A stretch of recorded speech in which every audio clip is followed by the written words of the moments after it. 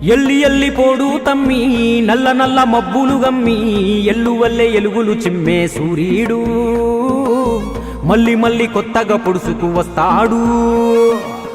శిఖరమంతా ఎదిగిన వాడు నేల మీద కూసున్నాడు. జనము గుండె చప్పుడు తెలిసిన గొప్పోడు జాతి మేలు గోరి తప్పున పడ్డాడు.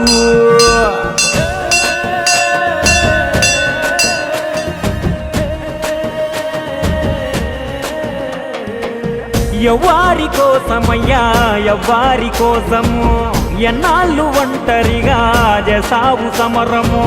నీకున్న ఇలువ ముందు సాలదంట గగనము, నీకున్న ఇలువ ముందు సాలదంట గగనము. అయినా నీకెందుకింత హంతులేని మౌనము. యాడ మొదలు పెట్టను సామి ఎక్కడుంది నీ జన్మభూమి. దేశమంతా నా సొంతమన్నా మేధావి కులము తలము ఒంటికి అంటని వనజీవి. అంజనమ్మ వెంకటరావు ఆఖరి పుత్రుడు తాను. తెలుగు నేల ప్రతి ఇంటి బిడ్డగా ఎదిగాడు. కథనమంతా కైగట్టి చెబుతాను ఈనాడు.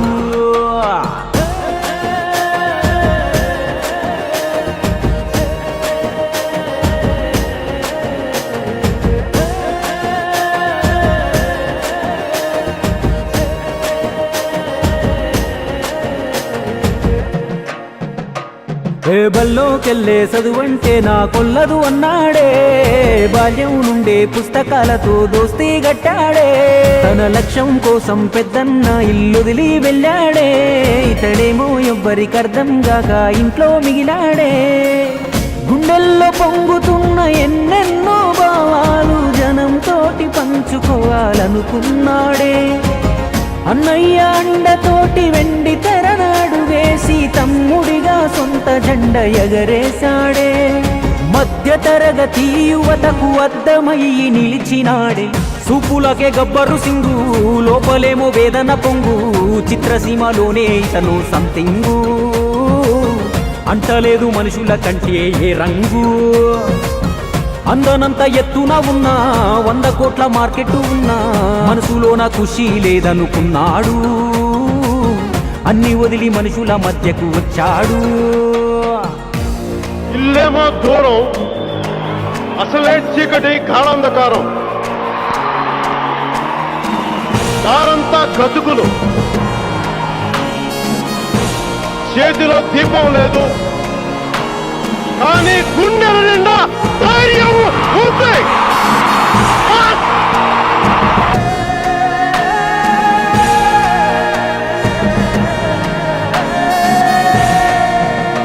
చెగువేరాలోని చైతన్యం తన చేతల్లో ఉన్న తెల్ల దుస్తుల్లో గాంధీజీలా ఎంత చల్లని నవ్వోడే. అడ్డదారులు తొక్కి అందల మెక్కే పద్ధతి వద్దంటూ 100 ఓటములైనా సిద్ధం అంటూ నీతికి నిలిచాడే. పేదోడి బలహీనతే ఆధారం చేసుకొని పాలించే రాజకీయం ఇంకెన్నాళ్ళు. ప్రశ్నించి బానిసత్వ సంకల్లను తెంచకుంటే మన కళ్ళను వదిలిపోవు ఈ కన్నీళ్ళు. అని జనం కొరకు తప్పించే ఆ గుండెకెన్ని అవమానాలు. ఎగురుతున్న జాతీయ జెండా వెనక ఉన్న పొగరుంది నిండా.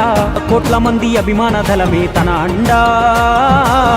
కొత్త రాజనీతిని నేర్పిన మార్తాండా. పేరులోనే పవరున్నోడు పవరు కొరకు పలుసనగాడు. ఎంత తొక్కితే ఎంత ఎత్తుకులేస్తాడు. ధరణి పైన సరికొత్త చరితను రాస్తాడు.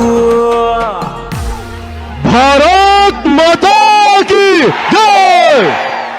జై హింద్. ఓటమి అంటే ఆటకు ముగింపు కాదు, అదే ఆటకు కొనసాగింపు.